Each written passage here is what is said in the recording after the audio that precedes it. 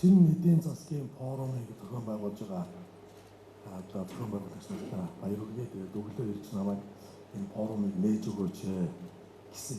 Яг тэгвэл бас бизнесийн салбараас гарсан одоо хүн учраас би тэгээд юу гэсэн бэ гэхээр яг форумыг нээгээд яах вэ? Нээчихэр нэг үг хэлчихэд нэг гараа явчихсан. Форумыг жоохон сонирхож байгаа. Тэгээд таах үед нь ирээд ингээд бодсон сонсноо ярья. гэж ингэж тохироод одоо ингээд ирж энэ хаалтын явцад оролцож байгаамаа. За өнөөдөр бид нар уул уурхай гэж нэгээ их явлаа. Уул уурхай байлгүй яах вэ? Энэ хоримтлаа бид нар юу зарцуулж байна гэдэгт нэгдүгээр анхаарах хэрэгтэй. Хөдөө аж ахуйн маш том одоо уламжлалт салбар байгаа гэдэг. Энэ салбар дээр үндсэндээ юу ч хийдэггүй. Өнөөдөр арьс хоньны нэхий 500 төгрөг хүртлээ гэж байна. Мах 16,000 төгрөг одоо Украин цууд мах 16,000 төгрөг хүрж байна гэж. Ингээд яриад байх юм бол асуудлууд энийг яах ёстой.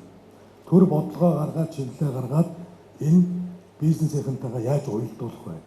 Өнөөдөр Монгол улсын төр өнгөрсөн 30 жилд маш олон тогтоол шийдвэрүүд гаргасан байна. Хэрэгжиж байгаа нь бараг байхгүй гэж байна.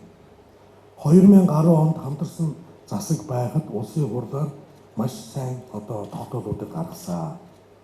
Эндээс ганц хэрэгжсэн нэг автозам 21 аймгийг хатуу гучлалтай авцамаар холбоо явуулдаг. Энэ ажил нэг 90 орчим хувьтай. Бус ажлууд нь эхлэв. Ингээд дараагийн сонгуулиар дараагийн засгийн газар гарч ирээд дахиад өөр чиглэл рүү гараа явчих. Тэгэхээр нэг бодлого тодорхой биш байгаа төр бизнесүүд маань тэр бодлогыг дагаж хөгжүүлдэг тэр бодлого хэрэгжихгүй байгаа талаар мэдээж шүүмжлүүд гарна. Тэгэхээр энэ том салбар өнөөдөр яагаад ингээд юу ч хийхгүй байна вэ? Ингээд харахаар энд нөө төрийн бодлого дэмжлэгүүд байхгүй байна. Өнөөдөр бид нар жилдээ 14-өөс 16 сая шиг арьсыг түүгээр нь одоо бараг боловсруулахгүйгээр гаргаж байгаа. Энийг хэрвээ нэмэн өртөг шингээх юм бол маш том валютын урсгал гарч ирэх ёстой. Тэгээ энэ ажлуудыг одоо ингээд яриад байх хийж эхэлье гэсэн одоо бол энэ ажил дархны засаг даргатай ярьж байгаа. Дархнаас сонгогдсон гишүүдтэй мөн зөвлөлдөж байгаа тийм дэд үсттэй газарт ажил нь эхлээд явж байгаа. Оноос өмнө 500 тэрбум төгрөгийг энэ хөдөө аж ахуйн салбар засгийн газар гаргаж өгнө гэдгийг амласан байна. Өчигдөр бид нар энэ тал дээр сангийн сайд, ерөнхий сайдтай уулзаад энэ амласан мөнгөө хутан гаргаж энэ хөдөө аж ахуйн салбар руу 170 мянган орчим өрхийн орлогыг баталгаатай болгох тал дээр яаралтай арга хэмжээ аваарай гэсэн. Ингээд энэ удахгүй шийдвэр гаргана гэж амласан байна.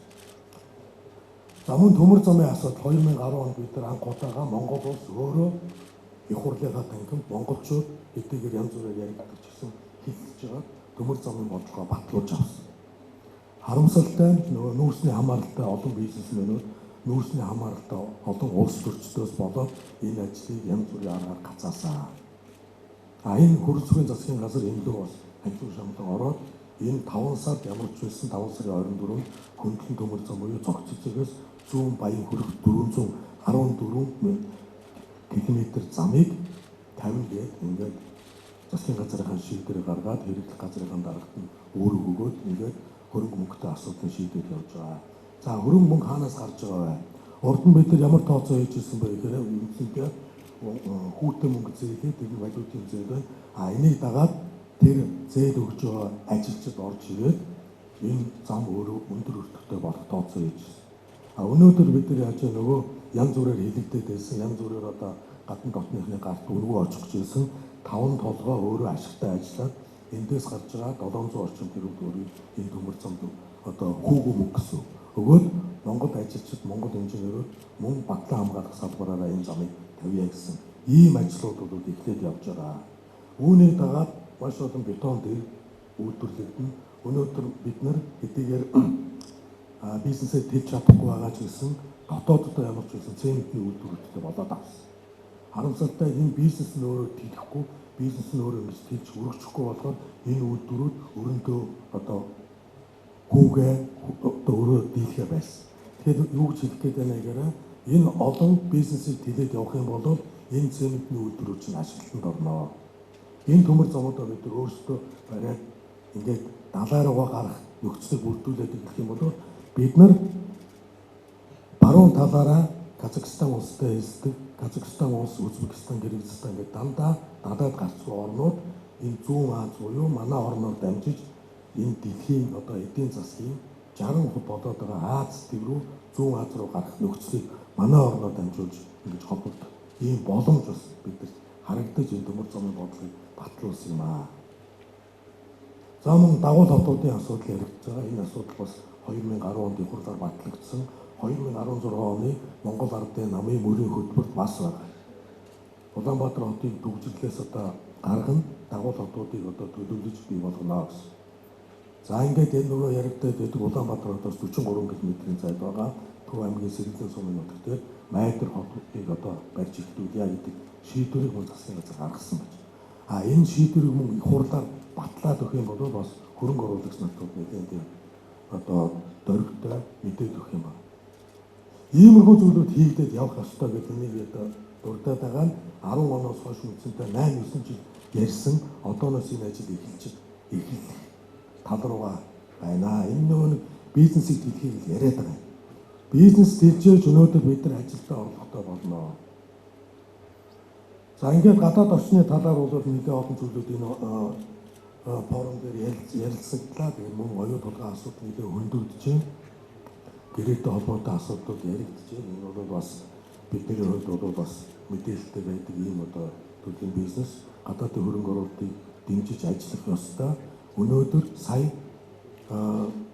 хятад ард улсад болсон нэг бүс нэг зам гэж хоёрдугаар хэлэлцүүлгээр хятад ард улс өөрөө маш том импортлогч орн болсноо зарлалаа.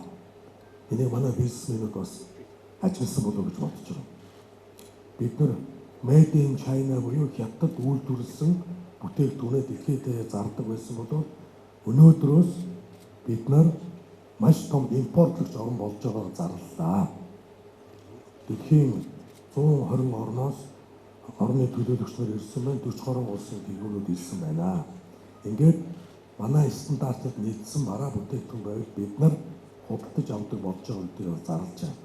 Энэ дээр манай гадаад харилцаа яаж ажиллах ёстой вэ гэхээр энийг маш сургахаар хүлээж аваад гадаадд сууж элчин сайдууд маань анхааралтай хандаад тэр орны технологиг Монгол оронд нутагшуулаад хамтарсан компани байгуулад хажуугаас нь бид нар хятад улс руу бараа бүтээгдэхүүн стандартын одоо бараа бүтээгдэхүүн зааж болно гэсэн би тохио юм л та.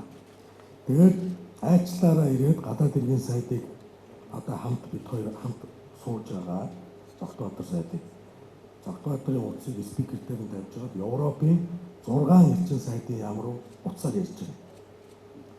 За саяын айчлалын талаар та ямар бодолтой байна вэ? Айчлалын талаар мэдээлэл авсан уу? Тэгээд улсын яриад яг уу элчний хэдээд яг уу айчлалыг харсан. Хятад Монголын харилцааг ашгүйг сайжрах талдаа орж ийн гэж ойлголоо. Хэн буутгацсан юм бэ? Юу яриад байгаа юм бэ? Ерөөсөө юм л юм гээ. Монгол улс хятад улс хоёр хуурай газараар хэдэн километрээр хилдэг вэ? Нэг элчин сайд 500 км. Нэг элчин сайд 1000 км. Нэг элчин сайданд хөлөөд 3700 км. 1000 км-ийг яатсан гэсэн. Өнөр нь тийм билүү. Тэгэхээр манай гадаад харилцааны одоо гадаад харилцааны одоо яамдаас явуулж байгаа их хурлаар гарч явдаг элчин сайдууд маань өнөөдөр ийм л танин мэдхгүй мэдлэгтэй байгааг бид нар бас бодож шүүмжлэх ёстой. Гадаадын технологиг бид нар стандартын технологиудыг Монголд оруулж ирээд энэ уудам нутгаараа бид нар яагаад технологийн дагуу үйлдвэрлээд энэ улс руу зарж болдгоо мэ гэсэн санааг л ойлгуулах гэж хичээж байгаа юм. Бид нар ч гэсэн ийм боломж байна. Жишээ нь өнөөдөр баруун аймагуудаас хоёр талдаа яваад ирж байгаа малчид 8 ачид 3000 км явж иж бүтээгдэхүүнээ Улаанбаатар хотод борлуулна. Энэ боломжтой юм. Ямар ч боломж байхгүй. Хулгайн бүтээгдэхүүн биш юм бол. Тийм учраас урд хөрсдөө бид нар юу гэж яриад байна гэхээр бид манай улсын газар зүйн байрлалаараа баруун зүүн гэдэг аймагуд алслагдсан байдаг. Алслагдсан аймагуудаасаа манай ганц нэг бүтээгдэхүүнийг манай улс руу бид нар оруулахад хил гайд дээр дэмжлэг үзүүлж гэсэн яриануудыг нэлээд идэвхтэй яриа яваад байгаа. Та нар санаж байгаа бол гадаад иргэн сайд Ван ирээд баруун 3 аймагуудаар очиод манай гадаад иргэн сайд сангийн яамны сайдуудад очиод за энэ бол газар нутаг сайн байна зүгээр яг эдийн засгийн хувьд бол хүнд бүс нутаг байна. Энийг бид нар харъя гэсэн. За зүүн бус нутгийг бид нар яах вэ гэхээр ерөнхийдөө газар тариалан болгоё. Монгол орны хөрсөнд ургаж байгаа тариалан газар одоо тариа болов тэрүүгээр хэлсэн гурил бол өөрөө тариа үнэртдэг гурилаа. Газрын хөрс үнэртдэг гурилаа. Танаа улсад экспортлё. Гайд одоо бараа бүтээгдэхүүн асуудлыг харж үзээч гэсэн. За гэсэн. За хойд хөрсдөө бол бид нар 25 жилээр тарифын хөнгөлтийг ямарчулсан Монгол оронд одоо бүтээгдсэн бараа бүтээгдэхүүн хойд хөрсөөр далаад орох буюу Европын оронд очиход 25 жилээр тарифын хөнгөлтийг Оросын холбооны улс 2018 оны 6 сарын 18-нд энд гарын үсгэж үзүүлсэн. Харамсалтай нь өнөөдөр бид нар тэрүүгээр дамжин өнгөрөх бараа бүтээгдэхүүн байхгүй байна. За яг энийг дагаад урд хөрстэй яс. За хойд хөрс манайд 25 жилийн тарифын хөнгөлт идэ. Урд хөрс хизээ яг энэ хойд хөрстэй адилхан үзүүлэх гэдгийг одоо саяын уулзалтаар бас ярьсан. 14 онд эхнээс санамжчгуудыг хийсэн байж байгаа.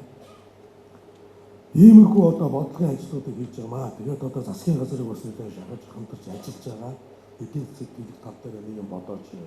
Өнөөдөр Эрдэнэт 5 толгой нүүрсгсэн ийм хоёрхан бизнестэй улс төрчид их хурлын гишүүд нь бизнес хийдэг юм. Одоо хүртэл зогсохгүй байна. Улс төрлөө орж иж амьдардаг, улс төрлөө орж иж бизнесийг бүрддэг энэ тогтолцоог одоо халъя.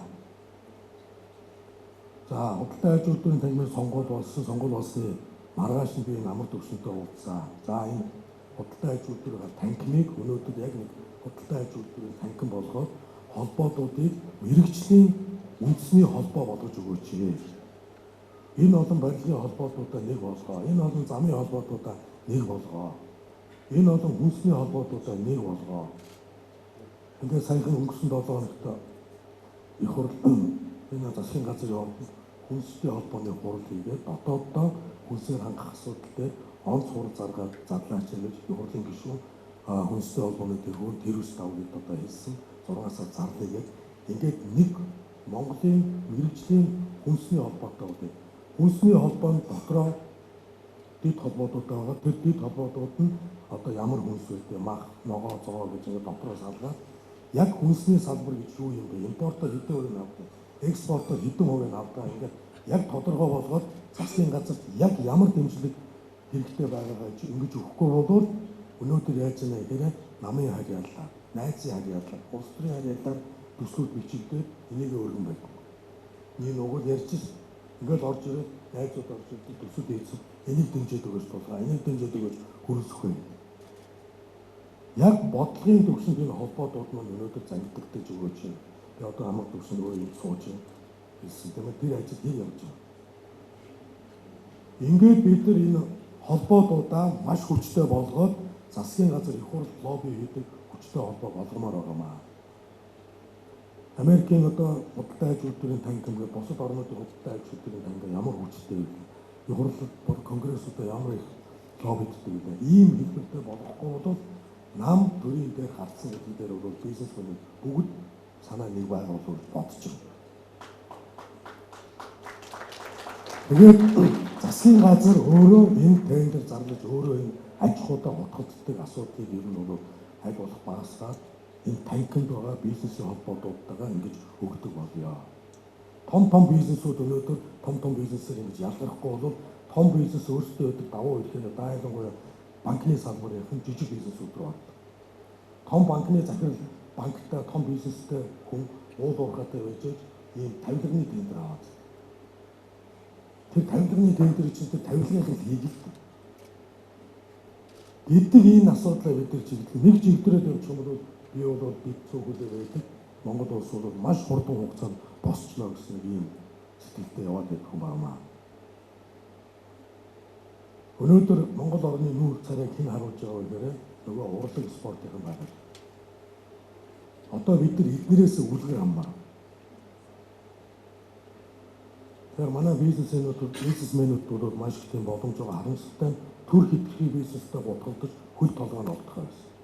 Энийгээ дагаад авилгал өнөөдөр Монгол нэн тэргүүний асуудал болсон.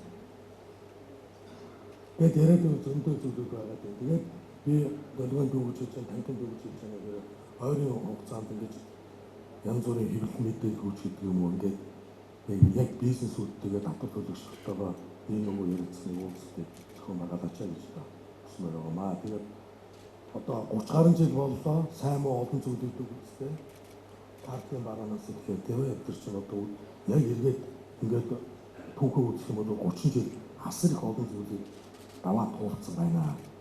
Одоо бид нар энэ хоёр хөршийн нөхцөл байдлыг хараад эдийн улс төрийн геополитикийн хөдөлгөөнийг хараад одоо ямар чиглэл рүүгээ орох вэ, яаж хөгжих вэ гэдэг нь тодорхойлоод бас энэ тэнд ярилцлагууд яриад байдаг болцсон байна. Залуу үе гараад ирсэн байна.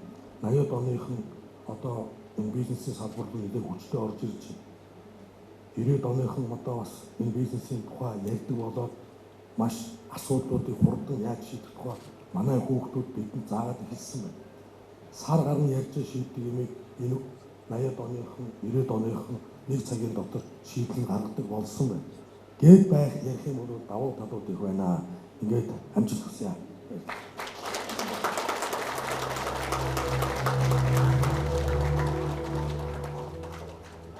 Тайзнаа өнөөдрийн форумын хилцүүлэгт оролцсон нийт зочид чиглүүлэгчдийг урьж байна.